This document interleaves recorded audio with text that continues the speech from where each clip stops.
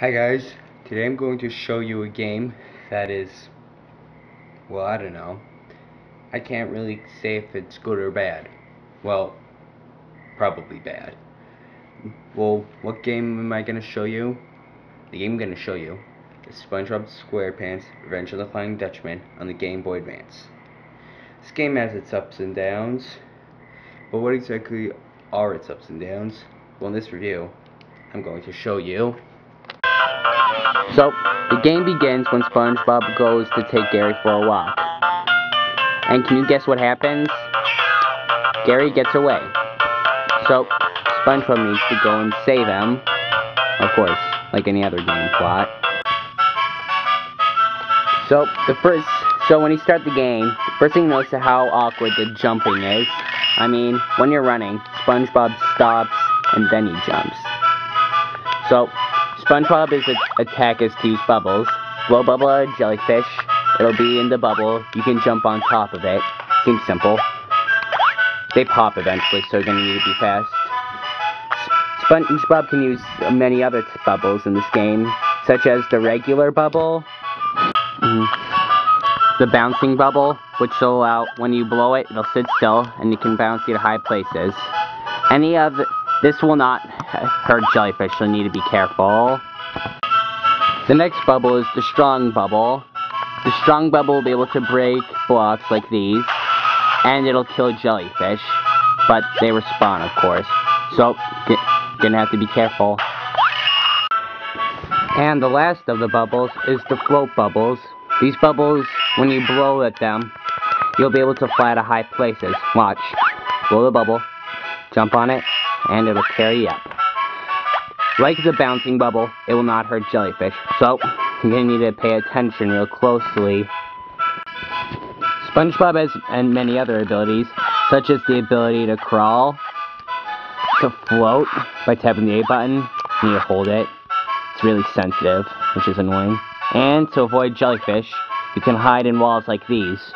Pretty helpful, since I still have the floating bubble, so that's why I need to hide up here. So you can tell right now that this game's pretty much, a pretty standard platforming game. Yeah, SpongeBob runs around, jumps, he blows bubbles at enemies. I mean, they had to give him some video game hero powers. Otherwise then, what could he do, run away from the enemies? It wouldn't be much of a game. So, when SpongeBob finally finds Gary, they find a treasure chest together. And what do you think's inside? Ooh, magic bottle. The Flying Dutchman. The Flying Dutchman pretends to be a genie. Well, no, SpongeBob just thinks that.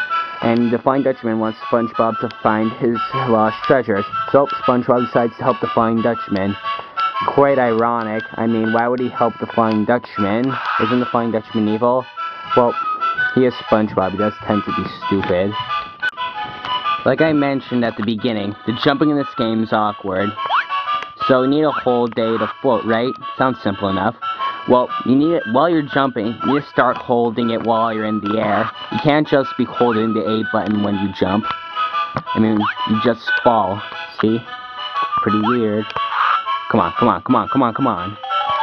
There's the second key. So now, the goal in each level is to find all 3 keys.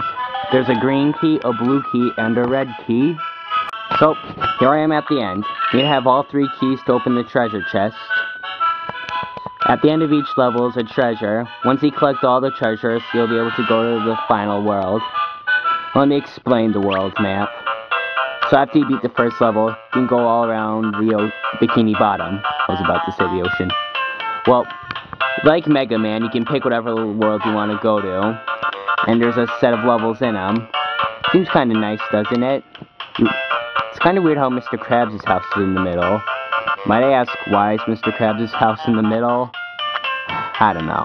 Now, let's suppose you reset the game by accident, or you need to stop to take a break. Well, seems like it'd be simple to just load the game, right? Well, no. Like games from the 80s, you need to enter a password. A odd thing with third-party Game Boy Advance games, they were too cheap to put cartridge batteries in to save. So if you don't know the password, then I don't know what to tell ya. Why didn't they put a battery save in it? I mean, was it really that expensive? I mean, when you lose the password, you're gonna have to go through the whole game again. However, you can like go on GameFAQs or IGN or something to look at the passwords. In fact, you can skip the whole game doing that, so sort of a minor complaint, well, maybe major. So, as you progress through a world, you'll be able to unlock more levels. Halfway through the world, you'll be able to play a mini game, and at the end, you'll have to face a boss, like a giant jellyfish or something. When you beat a mini game, you'll unlock a new item. You earn different items for every world you beat a mini game in. In this world, you earn a jellyfishing net. You can use items by hitting R. In the Krusty Krab world, you use squeaky boots, which allow you to run faster and sprint. You hold R to sprint. Jumping's kinda weird when you're sprinting. And in Sandy's Tree Dome, you can earn a karate chop. You know, you can break those hard blocks without the need for a strong bubble. So yeah, these items are really helpful. You're gonna need you need the karate chop for the final boss, so you better have it. Seriously? You hold R to run? It's supposed to be B. I mean, R, that's not... We didn't grow up with holding R. We grew up with holding B. Imagine if in Mario you had to hold R to sprint. Well, he had to hit the B button to blow bubbles, so I guess the developers didn't have any choice. Here we are in the final level, guys, and it's the Flying Dutchman. So SpongeBob now has all the treasures, but the Flying Dutchman wants more treasure, so he kidnaps all of SpongeBob's friends to make them his slaves. Of course. Well, what do we gotta do? We need to go save them from the Flying Dutchman. But SpongeBob has something else in mind. SpongeBob thinks that somebody could save him, and that somebody is Mermaid Man. And Mermaid Man is not here. It figures.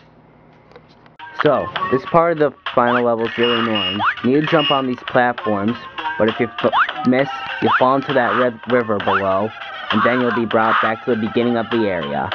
And because this is a rather long passage you need to take on, it's gonna take you a while to get through it. Come on, you can go.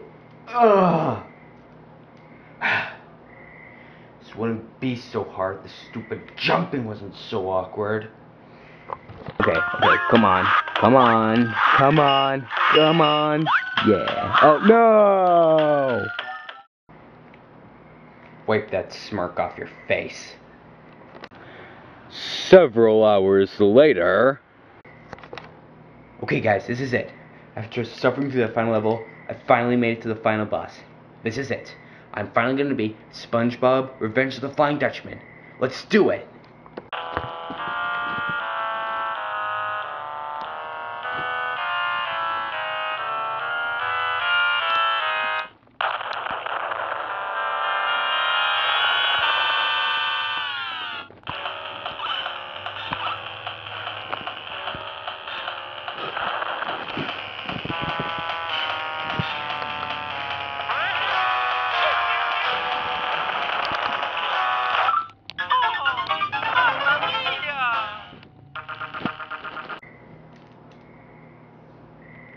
Whoops. Wrong final boss.